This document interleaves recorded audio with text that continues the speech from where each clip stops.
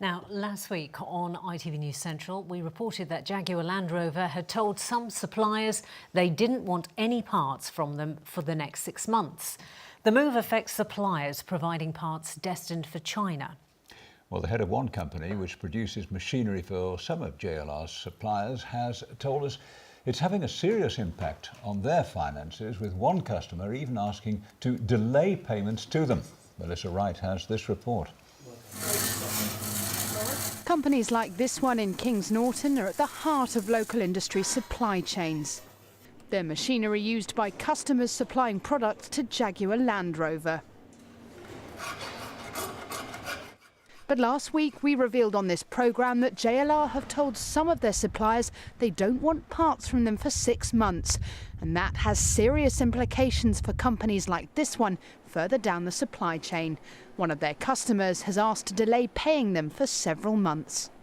All of a sudden we're not getting paid, we've paid our employees, we've paid our suppliers. It's going to leave a gaping hole. We've had some sympathy from our first tier suppliers, thank goodness, but this can only get worse. Worse for them, worse for us, and we do feel across the whole industry it could have significant impact. JLR have now told some suppliers making parts destined for China that they won't be ordering those parts again until next May, and the shockwaves that causes spread down the supply chain. We make the machinery that goes to first-tier automotive suppliers, and if the projects are going to be delayed, that means we are going to be impacted by that immediately. JLR say their decision to reduce the number of parts they order is a sensible response to a downturn in demand in China.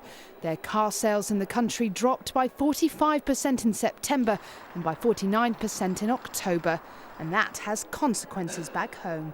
JLR is hugely important in the local economy, so it sources something like over 50% of its parts from in the UK, many of them in and around the West Midlands. So if it starts to slow down, as we are seeing, the knock-on effect will be profound on the supply chain. A lot of uncertainty driving this, both over Brexit and diesels and now China.